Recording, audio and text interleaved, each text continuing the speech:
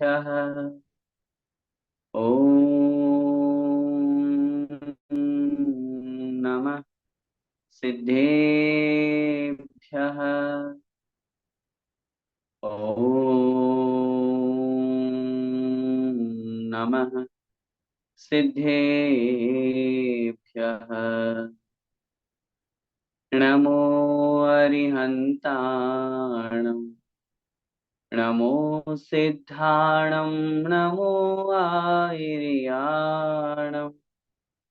नमो वज्रायाणं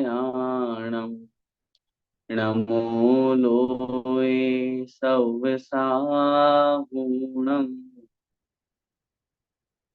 अनंत अनंत सिद्ध परमेष्ठी भगवान की जय। आदिम तीर्थंकर बड़े बाबा श्री आदिनाथ भगवान की जय। पंच परमेष्ठी भगवान की जय। द्वादशांगमयी जिनवाणी माता की जय। चारित्र चक्रवर्ती 108 शांति सागर जी महामुनिराज की जय। संत शिरोमणि आचार्य भगवंत 108 श्री विद्यासागर जी महामुनिराज की जय। परम पूज्य गुरुदेव निर्यापक श्रमण मुनि पुंगव श्री सुधा सागर जी महाराज की जय। अढ़ाई द्वीपस्थ समस्त महामुनिराजों की जय। श्रमण संस्कृति सिद्धांत प्रवेशिका भाग 2 का हम सभी स्वाध्याय कर रहे हैं और इसके माध्यम से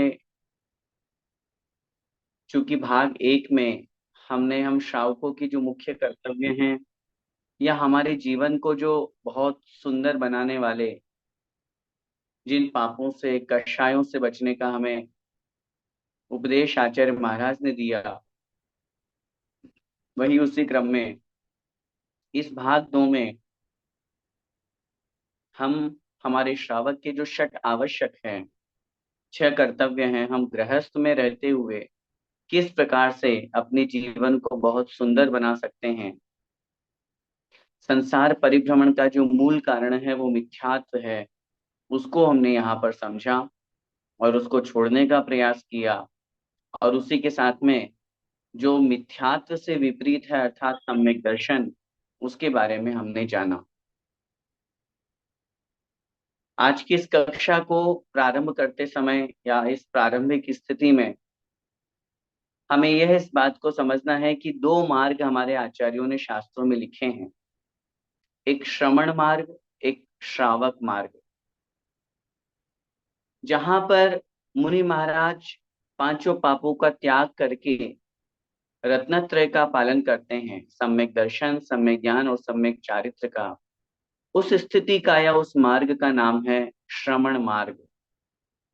और जहां मुनि महाराज, अगर कोई उस मुनि पद को धारण नहीं कर पाता, वो श्रावक है, गृहस्थ में है और वो ये भावना भाता है कि मैं मुनि तो नहीं बन पाऊंगा लेकिन सदगृहस्थ बन जाऊं, तो वो क्या करे, वो इन्हीं पांचों पापों का पूर्ण रूप से त्याग नहीं करके एक देश त्याग करते हैं और एक देश त्याग के माध्यम से श्रावक के छठ आवश्यकों को, छठ आवश्यकों के साथ साथ प्रतिमा आदि का पालन करता हुआ अपने गृहस्थ धर्म को आगे बढ़ाता है। पिछली 2 कक्षाओं में हमने श्रावक के बारे में समझा था। क्योंकि हम सभी श्रावक हैं और श्रावक अवस्था में हम सब 6 आवश्यक जो कहे गए हैं उसके बारे में हमने जाना भी, समझा भी और एक एक आवश्यक को अपने जीवन में लाने का हमने प्रयास किया। लेकिन इस बात को भी हम अच्छी तरह से समझ लें और जान लें कि जब भी हम मोक्ष परम पद को प्राप्त करेंगे तो वो तो हमें श्रमण मार्ग अपनाना ही पड़ेगा। बिना श्रमण बने, बिना मुनि बने आज तक किसी को मोक्ष की प्राप्ति नहीं हुई है। ऐसा एक भी जीव का हमें उदाहरण दीजिए जिसने गृहस्थ में वस्त्र सहित होकर के और मोक्ष पद को प्राप्त कर लिया हो। बिना रत्नत्रय के पालन के मोक्ष मार्ग ही नहीं बनता। मोक्ष तो बहुत आगे की बात। एक बार जब अपन ने विषय लिया था उस समय मैंने समझाया था सम्यक दर्शन ज्ञान चारित्राणि मोक्ष मार्ग है। सम्यक दर्शन, सम्यक ज्ञान और सम्यक चारित्र, इन तीनों की एकता का नाम मोक्ष मार्ग है, जिसे अपन रत्नत्रय बोलते हैं। ये रत्नत्रय। और जो रत्नत्रय को धारण करते हैं वो साधु कहलाते हैं, जिनके पास तीनों होते हैं। मुनि महाराज, महाव्रती। आज की इस कक्षा में हम अपने लक्ष्य को पढ़ेंगे। हमारा जो लक्ष्य है, हमारा जो उद्देश्य है, हमारा जो टारगेट है, हमारी आत्मा का जो कल्याण करने वाला है, ऐसा परम रत्नत्रय, सम्यक दर्शन, सम्यक ज्ञान और सम्यक चारित्र, क्या है ये हमने जाना। और बहुत बार अपन लोग शब्दों में प्रयोग करते हैं, सम्यक दर्शन नहीं तो कुछ नहीं। जो सम्यक दृष्टि नहीं होता है वो कुछ नहीं कर पाता है, संसार में भटकता रहता है। तो ये सम्यक दर्शन क्या है, सम्यक ज्ञान क्या है, सम्यक चारित्र क्या है, सम्यक दर्शन को प्राप्त करने के लिए क्या उपाय है, और प्राप्त करने के बाद हमें उसका क्या फल मिलेगा। ऐसे सम्यक ज्ञान और ऐसे सम्यक चारित्र। तो इसलिए आज की इस कक्षा में हम रत्नत्रय के बारे में समझेंगे। आइए आप सभी लोग अपनी पुस्तक में लेसन नंबर 5, 5 नंबर का पाठ निकाल लीजिए, पेज नंबर 8, रत्नत्रय। रत्नत्रय हम सभी जानते हैं, सम्यक दर्शन, सम्यक ज्ञान और सम्यक चारित्र। इन तीन रत्नों को रत्न त्रय, त्रय माने होता है तीन, इन तीन रत्नों को रत्नत्रय कहते हैं, सम्यक दर्शन, सम्यक ज्ञान और सम्यक चारित्र। आइए सबसे पहले सम्यक दर्शन का लक्षण एवं भेद। सच्चे श्रद्धान अर्थात विश्वास या यकीन को सम्यक दर्शन कहते हैं। निश्चय सम्यक दर्शन और व्यवहार सम्यक दर्शन, ये दो सम्यक दर्शन के भेद हैं। सबसे पहली बात तो इन्होंने यहाँ पर डेफिनेशन में लिखी, सच्चे श्रद्धान को सम्यक दर्शन कहते हैं। शब्द से अर्थ लगाइए, सम्यक दर्शन। सम्यक का मतलब होता है सच्चा, समीचीन, सही, वास्तविक। और दर्शन का मतलब है श्रद्धान, विश्वास, रुचि, यकीन, ट्रस्ट। ये सब उस दर्शन के पर्यायवाची नाम। एक शब्द के अनेक अर्थ हुआ करते हैं, इसलिए ऐसा जरूरी नहीं समझिएगा कि सम्यक दर्शन, यहाँ दर्शन शब्द है तो दर्शन का मतलब देखना भी होता है। दर्शनोपयोग की जब अपन बात करेंगे तो वहां तो दर्शन का मतलब सामान्य प्रतिभास भी होता है, यहाँ वो चर्चा नहीं। सम्यक दर्शन यहाँ पर जो कहा गया है, या जब सम्यक दर्शन ज्ञान चारित्र की जब बात आती है, तो वहां पर सम्यक दर्शन में दर्शन का तात्पर्य है श्रद्धान, सच्चा श्रद्धान। कैसा श्रद्धान? जो जैसा है उसको वैसा मानना, और जो जैसा नहीं है उसको वैसा नहीं मानना। इसका नाम है सम्यक दर्शन। सम्यक दर्शन के दो भेद मुख्य रूप से आचार्यों ने यहाँ पर लिखे, एक व्यवहार सम्यक दर्शन और एक निश्चय सम्यक दर्शन। पंडित दौलत राम जी ने भी छैडाला की तीसरी डाल में इन सबका वर्णन किया है और बहुत अच्छे से उन्होंने समझाया है। आइए हम यहाँ पर समझते हैं, फिर उसके उदाहरण के माध्यम से आगे बढ़ेंगे। यहाँ पर लिख रहे हैं, आत्मा का जैसा का तैसा पर द्रव्यों से भिन्न श्रद्धान अर्थात विश्वास करना निश्चय सम्यक दर्शन कहलाता है। और सच्चे देव शास्त्र गुरु, दयामय धर्म और सातों तत्वों का सच्चे दिल से यथार्थ श्रद्धान करना व्यवहार सम्यक दर्शन कहलाता है। सम्यक दर्शन के दो भेद हैं, निश्चय सम्यक दर्शन और व्यवहार सम्यक दर्शन। अब एक बात हमेशा जीवन में ध्यान रखिएगा, हमेशा लाइफ टाइम के लिए एक सूत्र में आप लोगों को निवेदन कर रहा हूं। जब भी कभी निश्चय नय या निश्चय रूप कथन की बात आए, तो वहां एक ही बात समझना, यहाँ द्रव्य का कथन है, पर्याय का नहीं। अब आप बोलेंगे ये द्रव्य और पर्याय क्या है, ये भी तो समझाइए। समझिए, जीव, उद्गल, धर्म, अधर्म, आकाश और काल, ये 6 द्रव्य होते हैं। बहुत सामान्य से चर्चा करें तो हम सिर्फ विशेष रूप से जब इन सब नयों का प्रयोग करते हैं या वर्णन करते हैं तो जीव द्रव्य मुख्य रूप से ग्रहण किया जाता है, उसी का वर्णन है। बाकी धर्म, अधर्म, आकाश, काल, उद्गल द्रव्य ये भी है, निश्चय रूप इनका कथन भी होगा, लेकिन एक सामान्य की बात कर रहा हूं मैं अभी, प्रकरण में अपन उसकी बात कर। और जहां आत्मा की बात की जाएगी, जैसे मैंने कहा ना निश्चय नय। अब जीव द्रव्य में किसकी बात, जीव द्रव्य की, जीव की, पर्याय की नहीं। जैसे मैं आत्मा, मेरी आत्मा, और मैं, मेरा नाम किरण प्रकाश, ये मनुष्य पर्याय मेरी, ये पर्याय हो गई। नाम पर्याय हो गई, मेरा हुलिया मेरी पर्याय हो गई, ये जो दिख रहा है ये मेरी पर्याय हो गई, ये सब।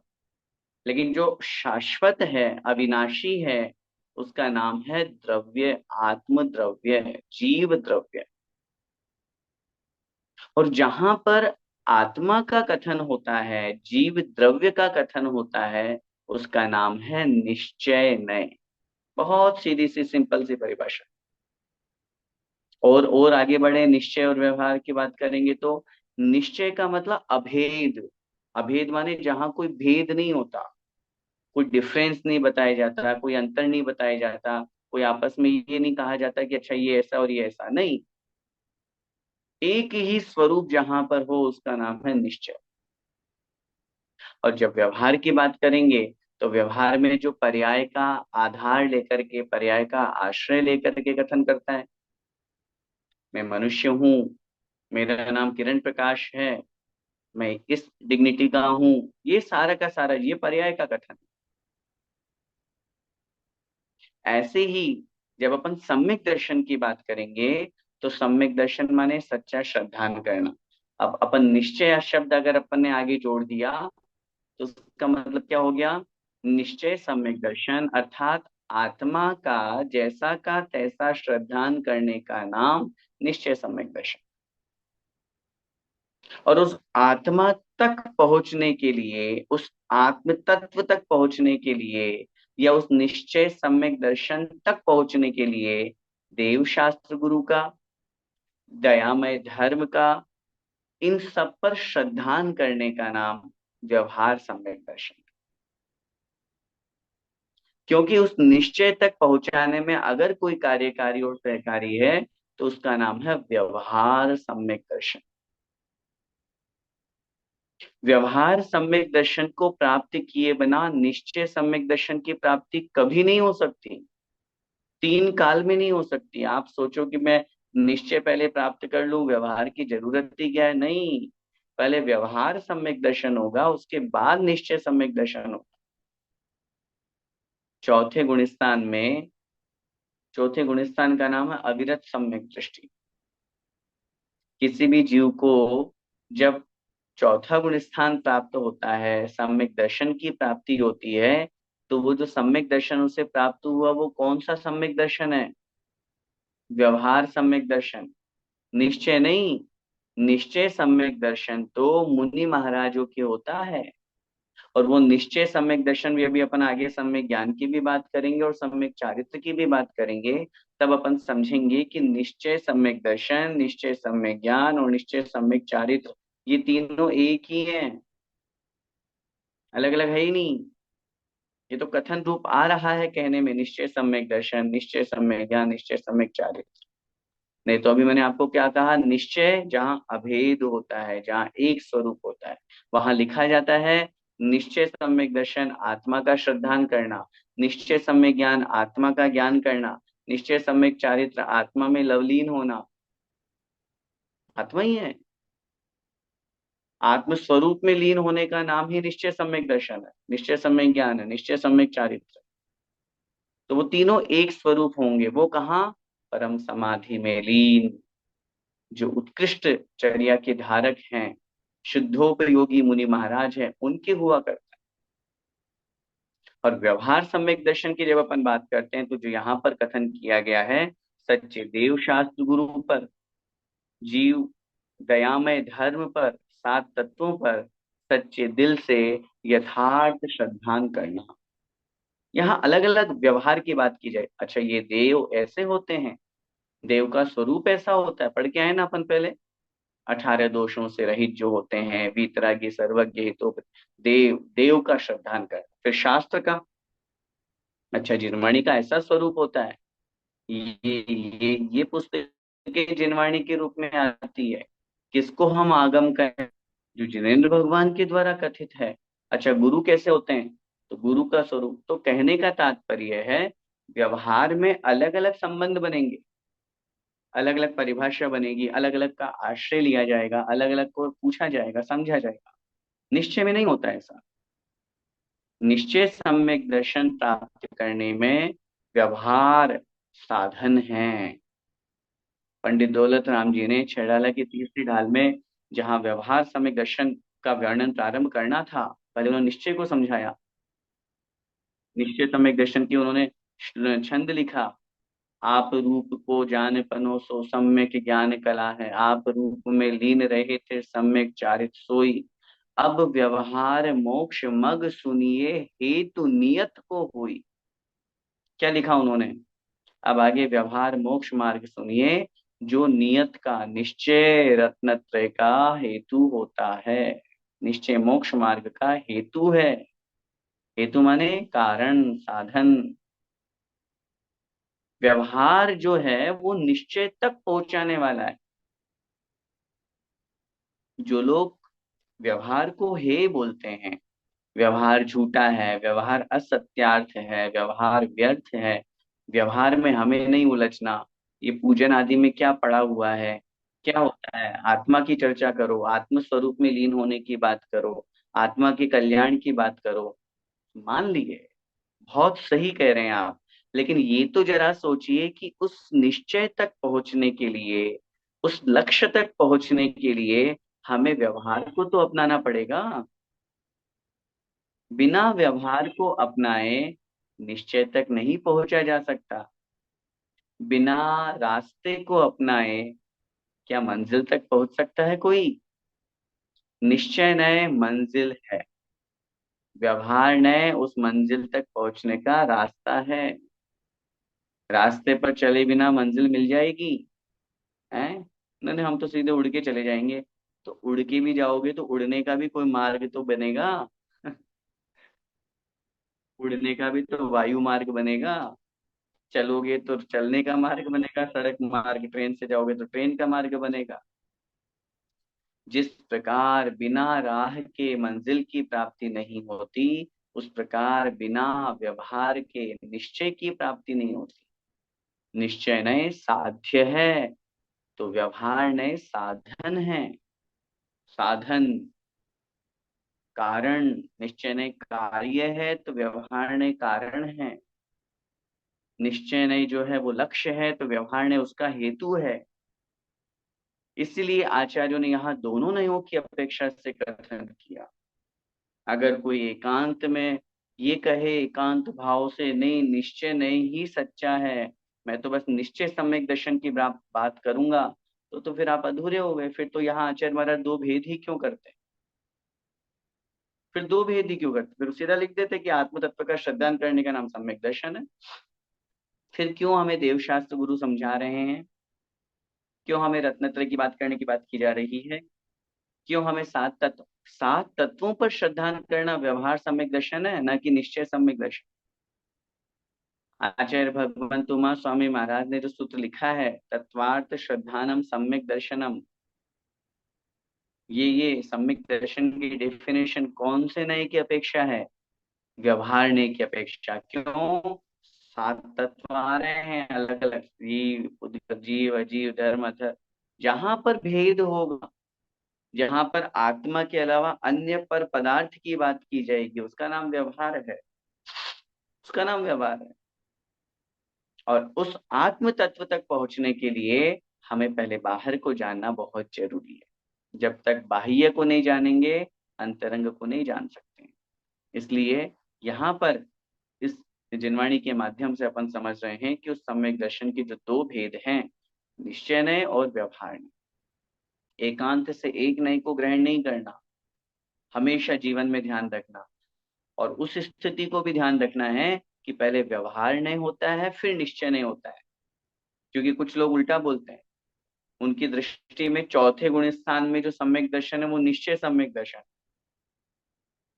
अब उनसे पूछिए, अगर चौथे गुण स्थान में निश्चय सम्यक दर्शन है तो फिर व्यवहार सम्यक दर्शन कौन से गुण स्थान में होगा? क्योंकि प्रारंभ के तीन गुण स्थान, तो जो पहले दूसरे तीन गुण स्थान ये तो मिथ्यात्व के हैं, मिथ्या दृष्टि जीवों के हैं। तीसरे गुण स्थान में मिश्र अवस्था रहती है, दूसरे गुण स्थान वाला नियम से पहले गुण स्थान में आने वाला है, साधन सम्यक दृष्टि है। और पहले गुण स्थान में मिथ्यात्व का उदय है। और ये भी बात ध्यान रखिए कि जहां निश्चय सम्यक दर्शन होगा वहां निश्चय सम्यक ज्ञान और निश्चय सम्यक चारित्र्य भी होगा। आचार्य भगवंत राजवार्तिक में अकलंग स्वामी महाराज ने लिखा है, निश्चय सम्यक दर्शन निश्चय सम्यक चारित्र का अविनाभावी है। अविनाभावी का मतलब होता है एक के होने पर दूसरे का होना, एक के नहीं होने पर दूसरे का भी नहीं होना। अगर निश्चय सम्यक दर्शन है तो निश्चय सम्यक चारित्र भी होगा, और निश्चय सम्यक दर्शन नहीं है तो निश्चय सम्यक चारित्र भी नहीं होगा। और वो नियम से सातवें आदि गुण स्थान से प्रारंभ होते हैं। ये संक्षेप में कुछ गुण स्थानों की चर्चा आप लोगों के बीच में रखना भी बहुत जरूरी है। आप ये मत समझिएगा कि अरे इतना क्लिष्ट विषय या कठिन क्यों बोल रहे हैं भैया जी। आप सुनेंगे, बार बार सुनेंगे तब तो ये विषय आ पाएंगे। हमेशा केवल बस सस्ता सस्ता और इजी इजी पढ़ेंगे तो फिर आगे कब पढ़ेंगे। इसलिए बीच बीच में ऐसे विषय भी मैं आपके बीच में रखता हूँ, ताकि गुणस्थान आदि भी आप भविष्य में जब और आगे बढ़ेंगे अपन तो धीरे धीरे उन सब विषयों का ज्ञान भी अपने को होता जाए। तो सम्यक दर्शन समझ में आया। सम्यक दर्शन की बहुत सीधी सी परिभाषा, यथार्थ श्रद्धान सच्चे श्रद्धान का नाम सम्यक दर्शन है, जो दो प्रकार का होता है, निश्चय सम्यक दर्शन और व्यवहार सम्यक दर्शन। आत्मा का यथार्थ, आत्मा जैसी है, आत्मा कैसी है, अरसमरूपम गंधम, ऐसा इस प्रकार का अहमिको खलु शुद्धो है, अहम है, एको हम निर्मम शुद्धो ज्ञानी योगींद्र गोचर है। इस तरह की जो आत्मा का स्वरूप है उसका सच्चा श्रद्धान करने का नाम निश्चय सम्यक दर्शन है।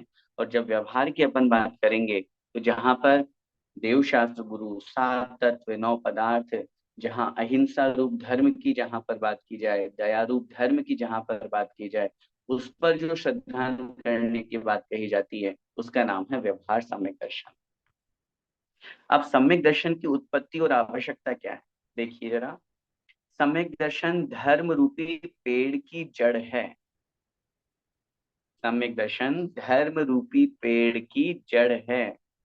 जड़ के बिना पेड़ नहीं ठहरता, वैसे ही सम्यक दर्शन के बिना सर्व सभी धर्म कर्म व्यर्थ होते हैं, उनसे कुछ लाभ नहीं होता। कितनी बड़ी बात कहते हैं। क्या बिना जड़ के कोई पेड़ ठहर सकता है, कोई पेड़ रह सकता है? पेड़ की स्थिति वृद्धि फल फूल पत्तियां शाखाएं हैं, ये सब आ पाएंगी अगर जड़ ही नहीं है तो? नहीं आएंगी। ऐसे ही सम्यक दर्शन यदि नहीं है, फिर आप कितना भी धर्म कर लीजिए, आचार्य महाराज यहाँ लिखते हैं वो धर्म व्यर्थ है, व्यर्थ है। सम्यक दर्शन के बिना कुछ भी करो संसार परिभ्रमण का ही कारण बनेगा। आचार्यों ने लिखा, भले ही कठोर से कठोर तप कर लो, खूब पूजा पाठ कर लो, खूब स्वाध्याय कर लो, खूब बड़े बड़े विधान कर लो, उसके बावजूद भी अगर सम्यक दर्शन नहीं है, पुण्य बंदे तो हो जाएगा, संसार में ही भटकते रहेंगे। उस पुण्य के प्रभाव से देव भी बन जाओगे, देव पर्याय में। हाँ, लंबे समय तक सुखो भोग भी हो जाएगा, लेकिन उससे फर्क क्या पड़ेगा, आत्मा का कल्याण क्या हुआ? तो संसार में भटक रहे हैं हम। और यदि एक बार हमने सम्यक दर्शन, बताया था हमने जब अपन ने दर्शन स्तुति पढ़ी थी, संसार वारिधि रयम चुलुक प्रमाणम, यह संसार रूपी समुद्र चुल्लू पर पानी रह जाता है कब? एक बार भी सम्यक दर्शन प्राप्त हो गया तो। कहाँ था समुद्र, और उस समुद्र का पानी चुल्लू पर रह गया। कहाँ अनंत संसार जो अनादिकाल से हम भटक रहे हैं, सम्यक्त के प्रभाव से बिल्कुल थोड़ा सा अर्ध पुद्गल परावर्तन मैक्सिमम रह गया, नियम से मोक्ष जाएगा ही जाएगा वो जीव। तो जैसे जड़ के बिना वह पेड़ नहीं ठहरता, ऐसे ही सम्यक दर्शन के बिना आप कितनी भी, आचार्य ने तो इतना तक लिखा है, सम्यक दर्शन जीरो है लेकिन संख्या के बाद वाले जीरो के समान है। अगर वो जो जीरो है वो संख्या के पहले लगाओगे तो कोई वैल्यू नहीं है उस जीरो की, लेकिन वो जो जीरो है अगर हमने संख्या के बाद लगा दिया तो कितनी वैल्यू बढ़ जाएगी। ऐसे ही इस सम्यक दर्शन को समझिए। हम और आप बहुत बार सोचते हैं, पहले भी चर्चा आई थी तब भी मैंने कहा था, अपना श्रद्धांत सही जगह रखिए। क्यों हम इधर उधर भटकते हैं? क्यों हम वीतरागी भगवान को छोड़ करके अन्य रागी द्वेषी देवी देवताओं की ओर बढ़ जाते हैं, चले जाते हैं, उनकी ओर आकर्षित हो जाते हैं? संसार में आपत्ति विपत्ति आती है, कर्म का उदय होता है, हमेशा एक जैसा नहीं रहता। ठीक है, कोई बात नहीं, टल जाएगा, निकल जाएगा। अपने जिनेंद्र भगवान पे विश्वास रखिए, जैसा विश्वास अंजन चोर ने किया, जैसा विश्वास इन सब ने, जितने भी हम उदाहरण पढ़ते हैं, चाहे वो मानतुंग स्वामी मुनि महाराज हो, चाहे जितने भी हमारे सोमा सती, अंजना सती, सीता सती, इन सब ने कितना दृढ़ विश्वास किया धर्म पे, श्रद्धान किया मजबूत, तब जाकर के आज उस उच्च स्थान को उन्होंने प्राप्त किया है। संसार तो दुखों का घर है, ये तो रहेगा, विकल्प जाल तो रहेंगे। अब बस उसमें से अगर अपन ने अपना समता भाव रख करके और धर्म की परिभाषा को समझ लिया, तो निश्चित रूप से आत्मा का कल्याण है। इसलिए क्या कह रहे हैं यहाँ पे, अगर सम्यक दर्शन नहीं है तो सम्यक दर्शन के बिना सब धर्म कार्य व्यर्थ होते हैं, कोई लाभ नहीं होता। इसलिए आत्म कल्याण के लिए सबसे पहले सम्यक दर्शन प्राप्त करना आवश्यक है। सबसे पहले कुछ नहीं, आचार्यों ने क्या कहा, सबसे पहला अगर हमारा कोई कर्तव्य है, पहला कोई कार्य करना है, करने योग्य है, तो वो है सम्यक दर्शन की प्राप्ति। और सम्यक दर्शन की प्राप्ति के लिए आपको कोई उपवास नहीं करना, आपको कोई बहुत मेहनत नहीं करना, आपको करोड़ों रुपए दान नहीं देना, आपको ये नहीं सोचना कि यार मुझे इसके लिए कहीं जाना पड़ेगा, नहीं, कुछ नहीं करना। बहुत सिंपल है। अब आप बोलोगे इतना सिंपल है तो फिर सबको ही प्राप्त हो जाना चाहिए। सिंपल तो है, करने वाला चाहिए। बहुत इतना सिंपल है सम्यक दर्शन प्राप्त करना कि आप बोलोगे कि क्या है, कुछ नहीं, बस ये अभी अभी अभी तुरंत हो सकता है सम्यक दर्शन की प्राप्ति। हाँ, अभी एक सेकंड में भी हो सकता है, तुरंत के तुरंत। सिर्फ और सिर्फ अपना श्रद्धान बदलना है। श्रद्धान माने विश्वास, बस। मैं कह रहा हूं, फिर निवेदन कर रहा हूं, कुछ नहीं करना, सिर्फ अपना विश्वास बदल दीजिए।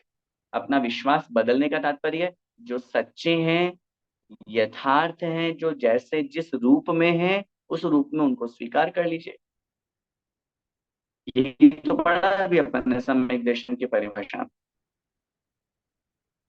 यथार्थ श्रद्धान, सच्चा श्रद्धान।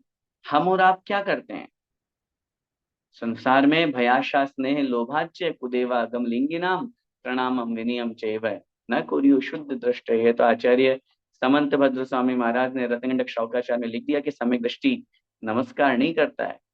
लेकिन अगर अपन अपनी बात करें और अपने आप को संभालें और देखें, विचार करें, क्या कह रहे हैं? भय, आशा, स्नेह और लोभ के कारण से खोटे देव, खोटे शास्त्र, खोटे गुरु, खोटे धर्म को हम मानने लग जाते हैं। बस इनसे दूर होना है, इनसे अपने आप को, इनका स्वरूप समझ करके, वास्तविक स्वरूप को जान करके और अपनी धारणा वैसी बनानी। इसी का नाम है सम्यक दर्शन। और ये बात बहुत अच्छी तरह से समझ लीजिएगा। बड़ी बड़े पुण्योदय से मनुष्य पर्याय मिली, और न केवल मनुष्य पर्याय, जैन कुल मिला। और फिर निवेदन करूं, न केवल जैन धर्म, बल्कि अब तो आपके सामने प्रत्यक्ष वीकली क्लास भी मिल रही है।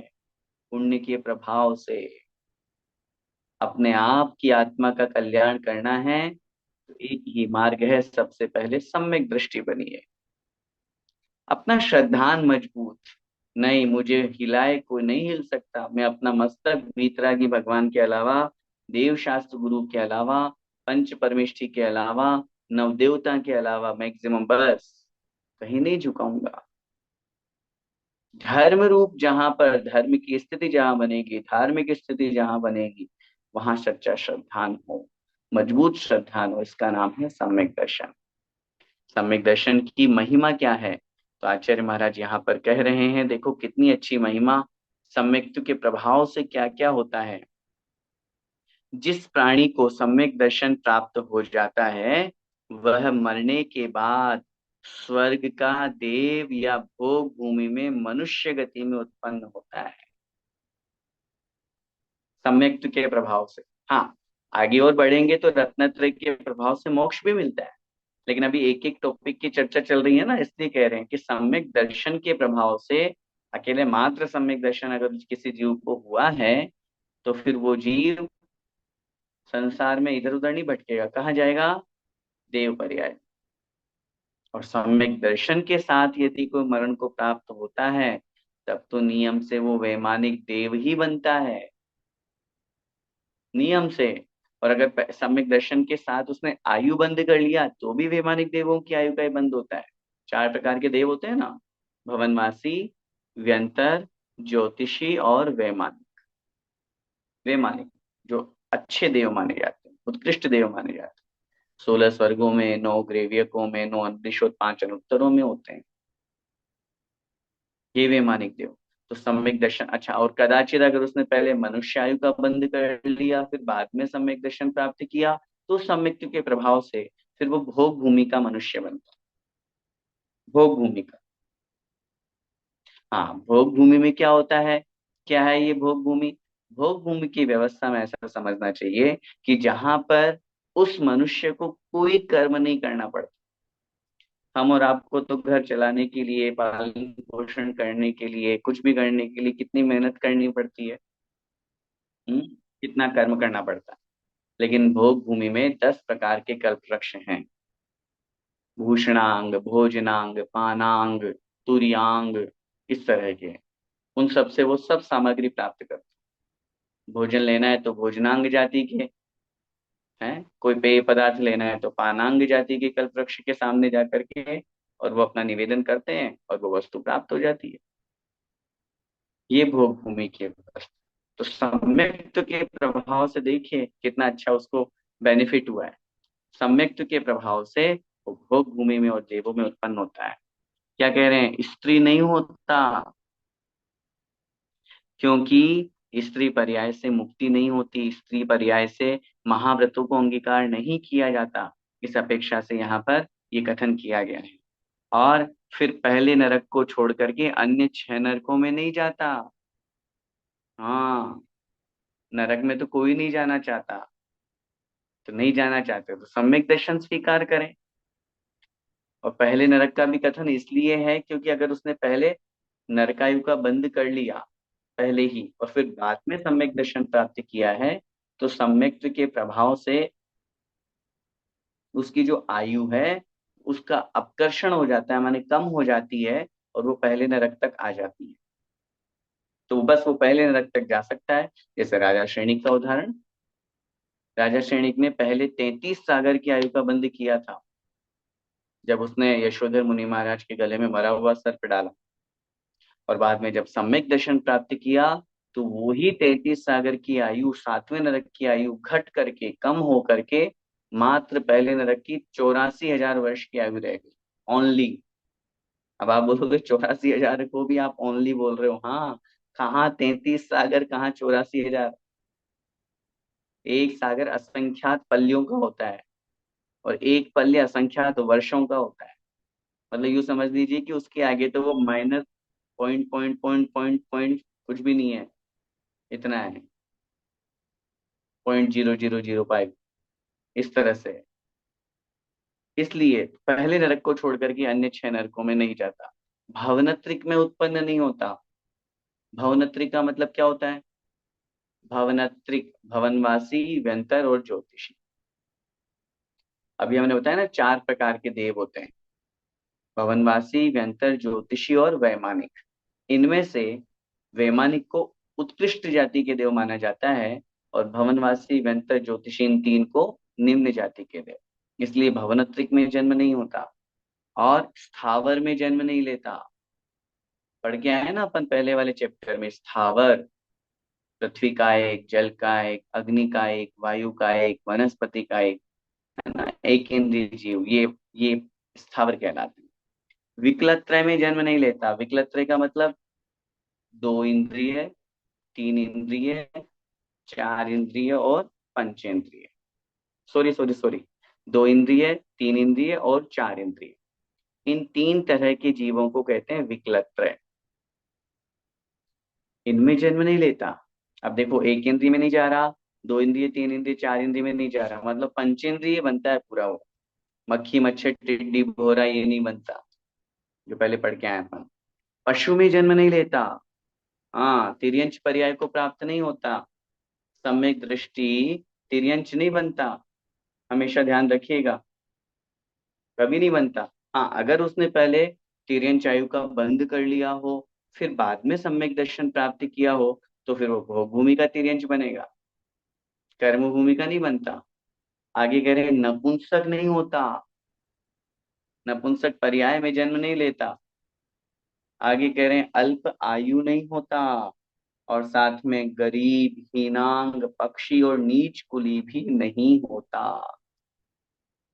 अल्प आयु से तात्पर्य आचार्यों ने कहा है 8 वर्ष अंतर मुहूर्त कम आयु को अल्प आयु कहते हैं। हीनांग, हीन अंग वाला भी नहीं होता, विकलांग जिसको अपन कहते हैं। नीच कुल में, निम्न कुल में पैदा नहीं होता, और साथ में कह रहे हैं पक्षी आदि रूप में वह उत्पन्न गरीब नहीं होता, दीनहीन गरीब।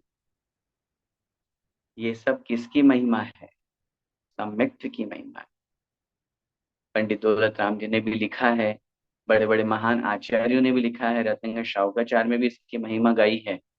सम्यक दर्शन शुद्धा नारक तिर्यंग नपुंसकस्त्वानि दुष्कुल विकृताल पायुर दरिद्रताम च व्रजंती नाप्य व्रतिका।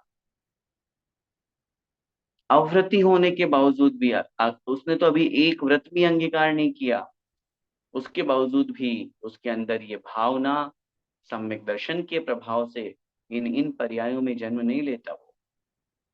ऐसे ही पंडित दौलत राम ने लिखा, प्रथम नरक बिन षटभु ज्योतिष वान भावन षंड नारी थावर विकल त्रय पशु में नहीं उपजत समकित धारी। इन सब में समकित धारी, सम्यक दर्शन को धारण करने वाला नहीं होता।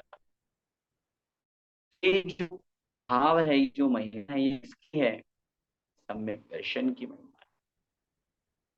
सम्यक तो प्राप्ति के उपायों का वर्णन जहाँ आचार्यों ने किया है, वहां पर 2 मुख्य निमित्त बनाए हैं, एक अंतरंग निमित्त, बहिरंग निमित्त।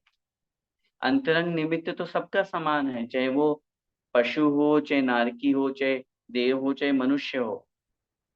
अनंतानुबंधी क्रोधमान माया लोभ, मिथ्यात्व, सम्यक मिथ्यात्व, सम्यक प्रकृति, इन 7 प्रकृतियों का उपशम क्षय या क्षयोपशम होने पर सम्यक दर्शन होता है। लेकिन वहां उन्होंने बाहर की अपेक्षा से, बहिरंग की अपेक्षा से कथन किया। बहिरंग में बहुत सारे निमित्त है, जाति स्मरण होना, देव रिद्धि दर्शन होना, जिन महिमा दर्शन होना, वेदनानुभव नारकियों की अपेक्षा से लिखा, धर्म श्रवण, जिन बिंब दर्शन, कितना बड़ा निमित्त बनाया। जिन बिंब दर्शन, मैंने पहले भी कहा था आपको, मैंने पहले भी कहा था किसी प्रसंग में जहां पर देव दर्शन की स्तुति का प्रसंग आया था, श्रावक के षट आवश्यकों का प्रसंग आया था, तभी मैंने बताया था देव दर्शन करने से सम्यक दर्शन की प्राप्ति होती है। अभी बड़ी प्रसन्नता का विषय है कि इस बार का जो वीडियो हमारे बीच में आया, जय भैया का, साथ में हेतल भाभी, और सबसे अच्छी बात जो ध्वनिल है, उसने बहुत अच्छी परफॉर्मेंस दी। छोटा सा बच्चा है, और इसने वीडियो हमने देखा, मैंने देख करके और तुरंत विकास भैया को बोला, मैंने कहा कि इसका परफॉर्मेंस बहुत अच्छा लगा। और उन्होंने षट आवश्यक के बारे में अपनी जिज्ञासा रखी, पूछी कैसे होता है, क्या होता है, कैसे भारत में जा करके हम गुरुओं की उपासना करते हैं, यहाँ रहते हुए कैसे कर सके, षट आवश्यक को समझा। तो प्रसंग में याद आ गया देव पूजा का। तो जिनेन्द्र भगवान का जो दर्शन है, वो दर्शन भी हमारे सम्यक दर्शन में निमित्त बनता है।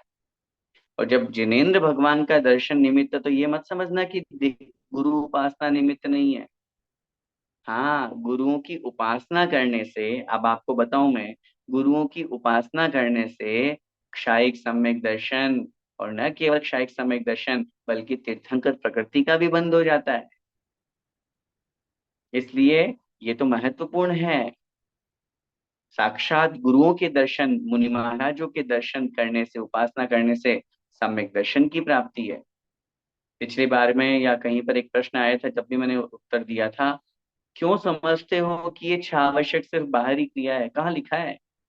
मैं 6 आवश्यक से, प्रत्येक आवश्यक से सम्यक दर्शन को घटा सकता हूँ। देव पूजा, किसने कहा बाहर केवल हम जिनेंद्र भगवान की पूजन कर रहे हैं? अरे, जिनेंद्र भगवान की पूजन के माध्यम से हम अपने स्वरूप को जान रहे हैं। क्या पढ़ते हैं अपन पूजन में? अपने स्वरूप की प्राप्ति हेतु है प्रभु मैंने की है पूजन, तब तक चरणों में ध्यान रहे, जब तक न प्राप्त हो मुक्ति सदन। पंच परमेष्ठी भगवान की पूजन की लाइन है ये जयमाला की। पूजन क्यों की हमने? अपने स्वरूप की प्राप्ति हेतु। कहाँ है पूजन बाहर का? गुरु उपासना, यही है व्यर्थ। गुरुओं की उपासना करने से हमें गुरु के स्वरूप का ज्ञान होता है, और मुझे भी उन जैसा बनना है। उनकी उपासना से, उनके उपदेश से, स्वाध्याय जिनवाणी को पढ़ने से धर्मोपदेश होता है, और धर्मोपदेश से सम्यक दर्शन की प्राप्ति होती है। संयम का पालन, तप, दान, ये जितने भी आवश्यक हैं, ये सब हमारे सम्यक्त्व में निमित्त हैं। इसलिए पहला जो रत्न त्रय में सबसे पहला रत्न है, गुण है, महान गुण, सम्यक दर्शन। उस सम्यक दर्शन को बहुत अच्छी तरह से अपन समझें। ये व्यर्थ नहीं है, ऐसे ही नहीं है ये सम्यक दर्शन। अगर एक बार हमें सम्यक दर्शन प्राप्त हो गया, तो यूं समझ लीजिए हमारा जीवन का कल्याण हो गया। इंदौर वाले एक बहुत बड़े विद्वान पंडित जी है, पंडित रतन लाल जी साहब, इंदौर वाले कहलाते हैं। वो कहते हैं हम भगवान से बस एक ही प्रार्थना करते हैं प्रतिदिन, भगवान और कुछ प्राप्त हो या ना हो, एक बार सम्यक दर्शन प्राप्त हो जाए बस। उसके बाद भले ही वापस मिथ्या दृष्टि बन जाए, लेकिन बस एक बार मैं सम्यक दर्शन को छू के आ जाऊं। क्यों? उनसे पूछते हैं क्यों, ऐसा क्यों? तो वो बोलते हैं, अरे अगर जिसने एक बार भी सम्यक दर्शन प्राप्त कर लिया, नियम से मोक्ष जाएगा ही जाएगा, भले अभी नहीं जाए, आगे के समयों में जाएगा, लेकिन वो जाएगा ही जाएगा, नियम से जाएगा। और इसी पंच परमेष्ठी भगवान की पूजन आदि में, जयमाला में अपन ये सब पंक्तियां पढ़ते हैं। सम्यक दर्शन की प्राप्ति, ये जो मनुष्य पर्याय अपन को मिली है, जिनको मिला है, ये संपत्ति जो अपने को आत्म स्वरूप का वैभव मिला है, बहुत दुर्लभ है। इसलिए सम्यक तो प्राप्ति की ओर अपन को बहुत कोशिश करनी चाहिए। आगे बढ़ते हैं। दूसरा जो रत्न है उसका नाम है सम्यक ज्ञान। सम्यक ज्ञान का जो लक्षण है वो क्या है, वो बता रहे हैं। ठीक ठीक जैसा का तैसा जानना, किसी प्रकार का संशय नहीं होना, सम्यक ज्ञान कहलाता है। और निश्चय सम्यक ज्ञान और व्यवहार सम्यक ज्ञान, ये सम्यक ज्ञान के दो भेद हैं। ठीक ठीक जैसा का, ठीक ठीक वाला मतलब वो वाला ठीक नहीं लगाना, ठीक ठीक मतलब यथार्थ, वास्तविक, सही, सही सही, जैसा का तैसा जानना। हम और आपकी जो लड़ाई है, लड़ाई का मतलब हम और आपके मन में जो विकल्प उत्पन्न होते हैं, हम सोचते हैं कि ऐसा हो, ऐसा हो, ऐसा हो, उन सब की जो लड़ाई की जो जड़ है, या विकल्प जो हमारे मन में होते हैं, उन सब का एक ही कारण, हम जो वस्तु जैसी है उसको वैसा स्वीकार नहीं कर पाते। जिस इंसान को ये धारणा अपनी समझ में जिस दिन आ जाएगी, जो वस्तु जैसी है उसको वैसा स्वीकार करना, इसका नाम सम्यक दर्शन, श्रद्धान की अपेक्षा। और जब ज्ञान की बात करेंगे तो चलो ज्ञान में मान लो कि वैसा जानना। हमारे मन में जो विकल्प होते हैं, हमें जो संसार में भटकन होती है, या इस संसार में प्रेजेंट में भी जो अपने मन में विकल्प पैदा होते हैं, समस्याएं उत्पन्न होती है, वो यही है, हम यथार्थ मान ही नहीं पाते। किसी ने अगर हमें कुछ कह दिया, तो मैं हमेशा एक एग्जांपल देता हूँ। उसने जो हमको कहा, क्या हम वैसे हैं? उत्तर क्या मिलेगा? हाँ है। तो हाँ है तो स्वीकार करना चाहिए। और अगर हम वैसे नहीं हैं, तो फिर हम क्यों स्वीकार कर रहे हैं? जैसे हैं वैसे नहीं हैं तो क्यों स्वीकार कर रहे हैं? नहीं हम वैसे। सम्यक ज्ञान इसे ही कहते हैं। जैसा का तैसा शास्त्रों में जो लिखा हुआ है, आगम के माध्यम से, गुरुओं की वाणी के माध्यम से हमको जो कहा गया है यथार्थ वैसा स्वीकार करना। और जहां संशय का कोई काम नहीं। हाँ, पठन पाठन में जिज्ञासा होना अलग बात है। जिज्ञासा होना अलग बात है। जैसे ध्वनिल ने जिज्ञासा करी अपने पापा से, अपनी मम्मी से, कि भाई ये संयम क्या होता है, गुरुपास्ति क्या होता है। ये डाउट नहीं है, ये जिज्ञासा है, पूछना चाह रहा है।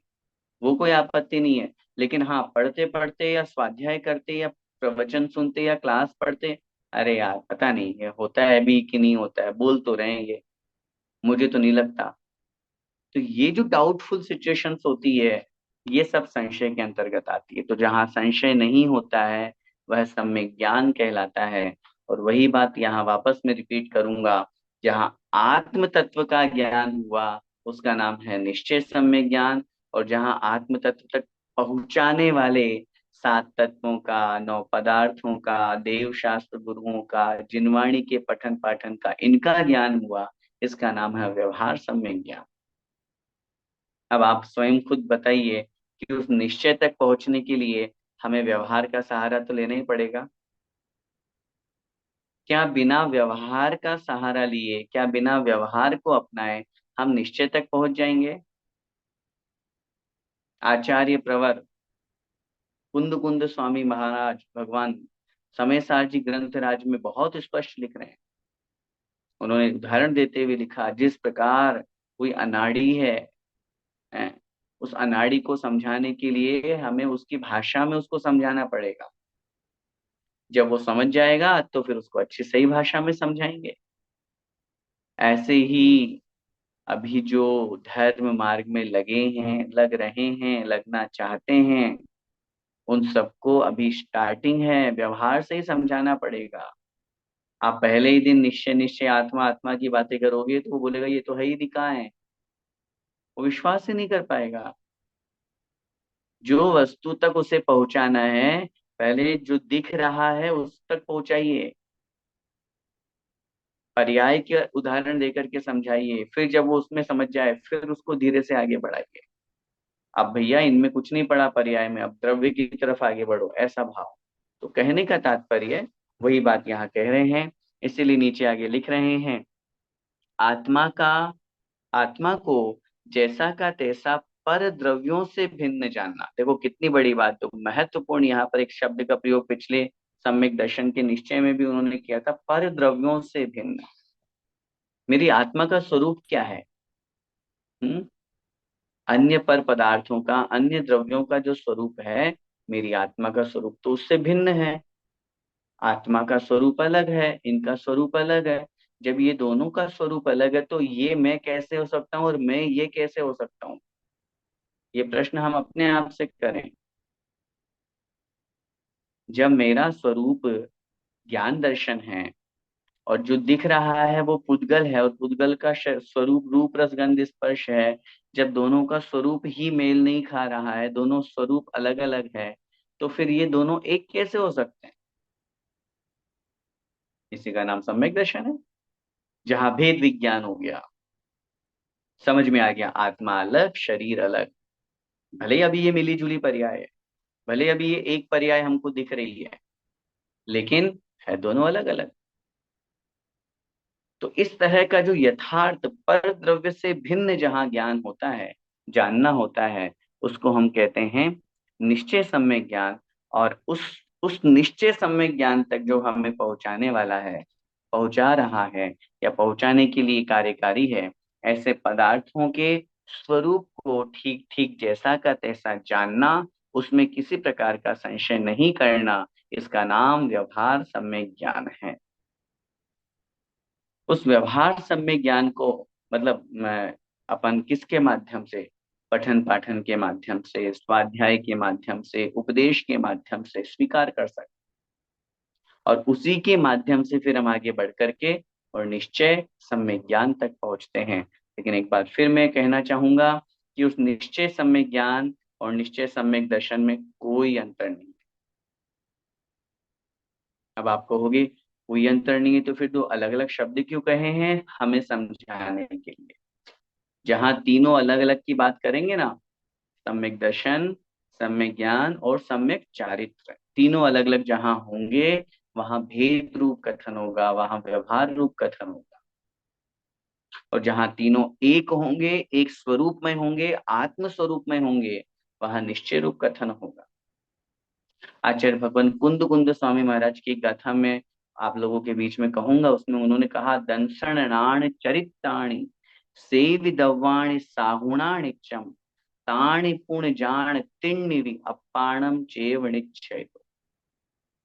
और इस गाथा में आचार्य महाराज जो कह रहे हैं वो भी बहुत अच्छी तरह से समझना है कि दंसण नाण चरिताणी सेविदवाणी साहुणाणि चम, साधु के द्वारा, मुनि महाराज के द्वारा सम्यक दर्शन, सम्यक ज्ञान और सम्यक चारित्र तीनों की सेवा की जाती है। और ताणी पूर्ण जान तिण्य भी अपाणम चेव निच्छेदो, और उन तीनों को ही आत्मा जानो। आत्मा और सम्यक दर्शन अलग नहीं है। लो अब और नई बात आ गई। अभी तो हम सम्यक दर्शन और सम्यक ज्ञान को एक ही रूप कह रहे थे, अब तो यहाँ आत्मा और सम्यक दर्शन भी एक ही हो गया। अभेद, जहां दो वस्तु है ही नहीं, दो चीज है ही नहीं, एक ही स्वरूप है। ताण पुण्य जान तिण्य अपाणम चेव निश्चय को, निश्चय ने से उस सम्यक दर्शन, सम्यक ज्ञान और सम्यक चारित्र को ही आत्मा जानो। आत्मा ही ये तीन रूप में है, तीन ही एक आत्म स्वरूप में है एक ही दोनों। इसलिए यहाँ पे मैं आपसे निवेदन कर रहा हूँ, निश्चय सम्यक दर्शन अपन ने समझा, निश्चय सम्यक ज्ञान अपन पढ़ रहे हैं, ऐसे आगे निश्चय सम्यक चारित्र भी समझेंगे। तीनों एक ही हैं, एक ही स्वरूप वाले हैं, अलग अलग नहीं है। कहने में आ रहे हैं, कथन तो अलग अलग कहा जाएगा, लेकिन जब अपन निश्चय की बात करेंगे तो वहां एक स्वरूप है, वो अपन को यहाँ पर समझना है। और उस निश्चय तक जो पहुंचाने वाला है वो है व्यवहार सम्यक ज्ञान। और मैं फिर कहूं, ये निश्चय सम्यक दर्शन, निश्चय सम्यक ज्ञान सिर्फ और सिर्फ महान शुद्धोपयोगी मुनि महाराजों के होता है, हम और आप गृहस्थों के नहीं। और न केवल गृहस्थों के, बल्कि जो सामान्य मुनि महाराज हैं उनके भी नहीं, शुभोपयोगी मुनि महाराज के भी नहीं होता निश्चय सम्यक दर्शन, निश्चय सम्यक ज्ञान। या भेद रत्नत्रय, निश्चय रत्नत्रय, निश्चय सम्यक दर्शन, निश्चय सम्यक ज्ञान, निश्चय सम्यक चारित्र, शुद्धोपयोग, ये सब सात्विक गुण स्थान से प्रारंभ होते हैं, इसके पहले नहीं। सात्विक गुण स्थान में भी निवृत्ति परक जहाँ व्यवस्था होती है, और पदार्थों के प्रति या संसार के प्रति कोई आकर्षण नहीं। मैं प्रवचन कर लूं, मुझे स्वाध्याय करना है, मुझे प्रतिक्रमण करना है, नहीं, इन सब से दूर हट के बस मुनि महाराज आत्म स्वरूप में लीन होकर के पूर्ण रूप से पर पदार्थों से दूर हो जाते हैं।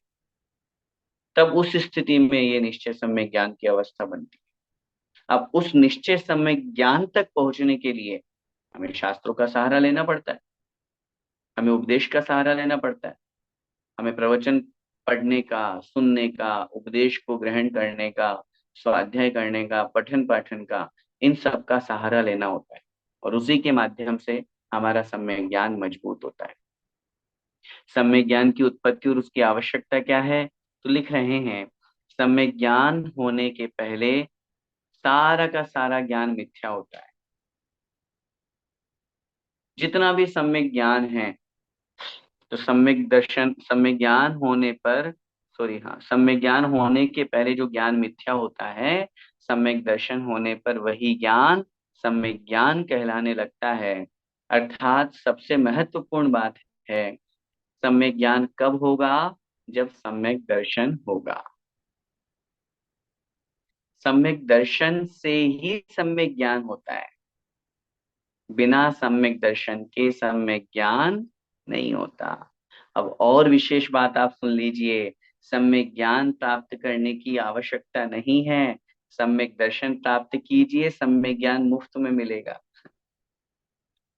हाँ, आचार्य ने लिखा, सम्यक दर्शन होते ही अगले ही समय में या उसी समय में पूरा का पूरा जो ज्ञान था, मिथ्या था, अभी मिथ्या ज्ञान था, वो सब सम्यक ज्ञान में कन्वर्ट हो जाता है। पूरा का पूरा। इंद्रभूति गौतम का उदाहरण लगाइए ना। भगवान महावीर स्वामी के समोषण में पहुंचने से पहले वो तो बहुत बड़े वेद वेदांगों के ज्ञाता थे। सौधर्मेंद्र अपना रूप बना करके वहां उनके पास में गया था। अपन सब वो कथा सुनते हैं वीर शासन जयंती के रूप में, गुरु पूर्णिमा के रूप वाली कथा। और जब वो उनके पास में जब पहुंचा, और जब उसने जैसे ही मान स्तंभ को देखा, क्योंकि वो बहुत बड़े विद्वान थे, 500 शिष्य थे उनके, तो जैसे ही मान स्तंभ को देखा, मान गलित हुआ, सम्यक दर्शन की प्राप्ति हुई। ज्ञान तो वही रहेगा ना, ज्ञान ऐसा तो है नहीं कि पूरा पूरा ज्ञान वो डाटा खाली हो जाएगा, वही रहेगा, लेकिन वो ज्ञान अभी तक जो मिथ्या ज्ञान कहला रहा था, सम्यक्त्व के प्रभाव से, सम्यक दर्शन के प्रभाव से वह सम्यक ज्ञान बन गया, सम्यक ज्ञान रूप कन्वर्ट हो गया। तो ये जो सम्यक ज्ञान बना, ये किसका प्रभाव है, किसकी महिमा है, सम्यक दर्शन की महिमा है।